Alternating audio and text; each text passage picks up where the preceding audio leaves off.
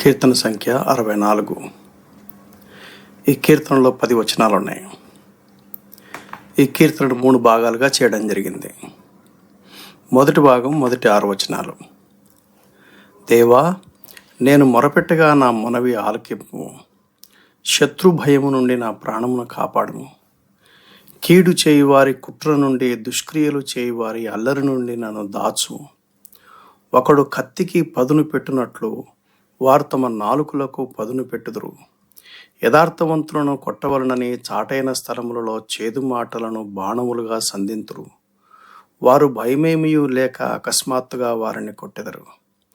వారు దురాలోచన దృఢపరుచుకుందరు. చాటుగా ఉరళనొడ్డుకు యోచించుకొనుచు మనలను ఎవరు చూచెదరని చెప్పుకుందరు. వారు దుష్క్రియలను తెలుసుకున్నటకు ప్రయత్నింతురు. వెదకి ఉపాయము సిద్ధపరచుకుందరు. ప్రతివాని హృదయాంతరంగము అగాధము. ఈ భాగానికి పెట్టిన పేరేంటంటే శత్రువుల దాడి నుండి కాపాడమని దావీదు రాజు దేవునికి ప్రార్థన చేశాడు. ఎటువంటి దాడిది? మోసపూరితమైన విమర్శలు.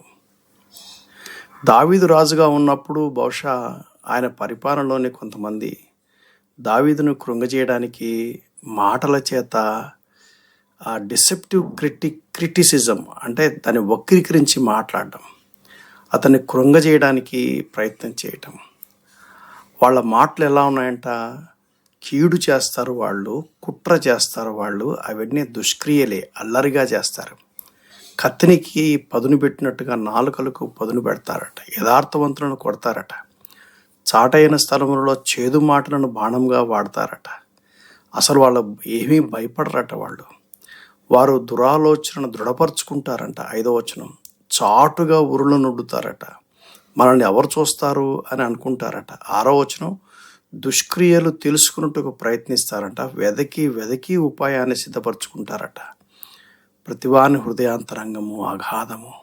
అబ్బో, దావీదు ఎంత బాగా వాటిని గ్రహించాడో అవన్నీ తీసుకెళ్ళి దేవుని దగ్గరికి తీసుకెళ్ళి అడుగుతున్నాడు. దేవా, ఇటువంటి పరిస్థితుల్లో నేను కృంగిపోకుండా సహాయం చేయమని అడుగుతా ఉన్నాడు. 7-8 వచనాలు. దేవుడు బాణంతో వారిని కొట్టును. వారు ఆకస్మికంగా గాయపరచబడదరు. వారు కూలెదరు. వారు కూలుటకు వారి నాలుకే కారణము. వారిని చూచు వారందరూ తల ఊచుదురు. అంటే దేవుడు జడ్జిమెంట్ చేసినటువంటి దృశ్యం ఇది. అందుకని ఈ భాగానికి పెట్టిన పేరేంటంటే తన శత్రువులకు దేవుని తీర్పు ఉంటుందని దావీదు రాజు హెచ్చరించాడు. వారు కూలుటకు వారి నాలుకే కారణమట.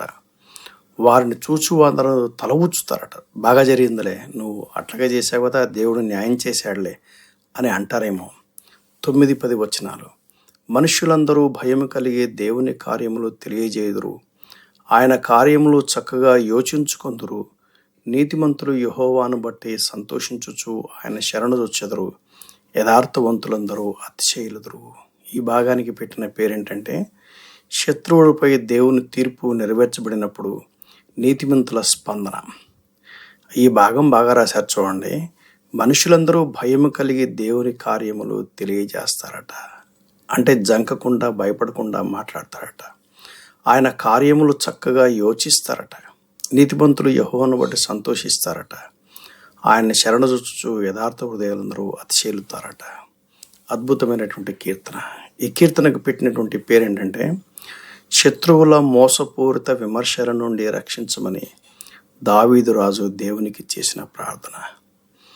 బహుశా మనం కూడా ఇటువంటి డిసెప్టివ్ క్రిటిసిజం అంటే సత్యాన్ని వక్రీకరించి క్రిటిసిజం చేసి మనల్ని కృంగదీసి మనల్ని కన్ఫ్యూజ్ చేయడానికి ప్రయత్నం చేసినప్పుడు మనం కూడా దావీదు రాజులాగా దేవుని దగ్గరికి వెళ్ళి అది దేవుని సన్నిధిలో పెట్టడం బెటర్.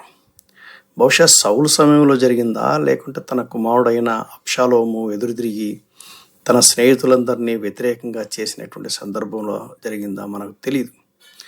దావీదు మహాచక్రవర్తి కదా.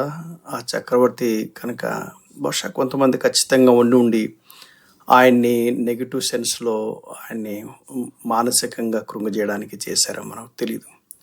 మొత్తం మీద మనం పాఠం నేర్చుకోవడానికి దేవుడి భాగాన్ని పరిశుద్ధ గ్రంథంలో పెట్టాడు. తండ్రి అయిన దేవుడు నిన్ను ఆశీర్వదించి నిన్ను కాపాడును గాక.